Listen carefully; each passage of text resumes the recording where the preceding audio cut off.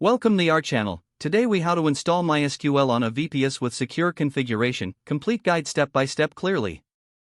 To install MySQL on a VPS with secure configuration, begin by connecting to your VPS using SSH.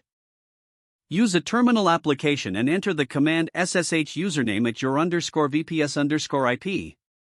Upon successful connection, update your package index by running sudo apt update.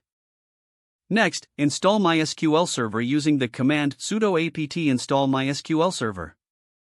Once the installation is complete, secure your MySQL installation by running sudo mysql_secure_installation. Follow the prompts to set a strong password for the MySQL root user. You'll also be asked if you want to remove anonymous users. Type Y and press Enter. When prompted, disallow remote root login by typing Y again. Next, remove the test database by typing Y when asked. Finally, reload the privilege tables by typing Y once more. After securing the installation, log into the MySQL prompt using sudo mysql root p. Enter the root password when prompted. To enhance security, create a new MySQL user with limited privileges. Run the command create user new user at localhost identified by password. Now grant necessary privileges to the new user using grant all privileges on to new user at localhost with grant option. It's important to flush privileges to apply the changes with flush privileges. Exit the MySQL prompt by typing exit. To further secure your MySQL server, consider enabling the firewall.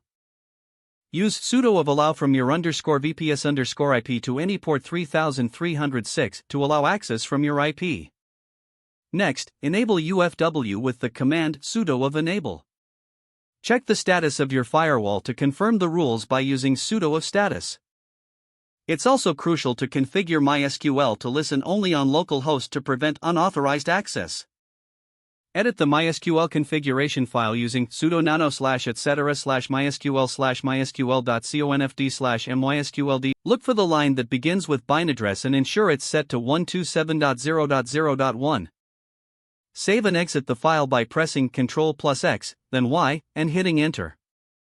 Restart MySQL to apply the changes using sudo systemcll restart MySQL. Perform a final test by attempting to log in with the new user credentials. Don't forget to like this video and subscribe to our channel for more step-by-step tech guides.